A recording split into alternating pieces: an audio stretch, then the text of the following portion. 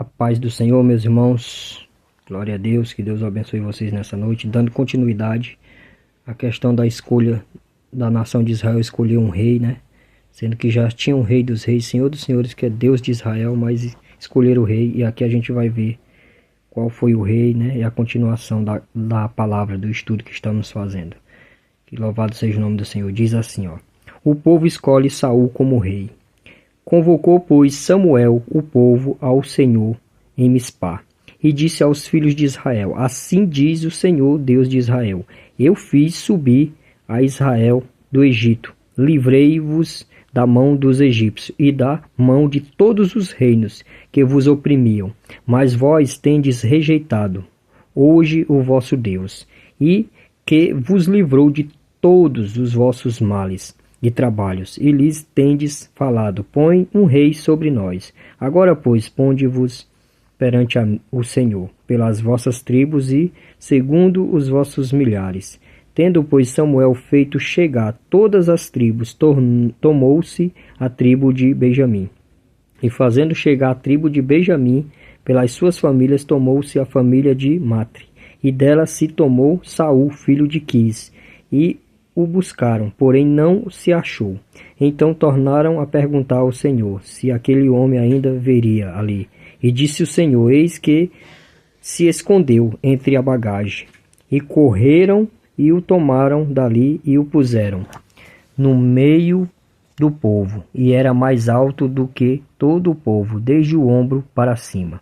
Então disse Samuel a todo o povo: vedes já a quem o Senhor escolheu, pois em todo o povo não há nenhum semelhante a ele. Então jubilou todo o povo e disse: viva o rei! E declarou Samuel ao povo o direito do reino, escreveu num livro e pôs-lhe perante o Senhor. Então despediu Samuel a todo o povo, cada um para a sua casa. E foi também Saul à sua casa em Gibeá, e foram com ele do exército aqueles cujos corações Deus tocara. Mas os filhos de Belial disseram: é este o que nos há de livrar? O desprezaram e não lhe trouxeram presentes, porém ele se fez como surdo. Amém, meus irmãos? Então aqui é o momento da alegria do povo, né, da comemoração pela escolha de um rei. Mas mal sabiam eles as consequências que iam vir depois. O Senhor já tinha advertido, né? No início, Saul, ele era um homem temente, ele não se achava capaz.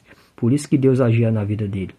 Por isso que ele governou bem no começo, mas depois ele começou a soberba, o orgulho, a arrogância, começou a não ouvir a voz do Senhor.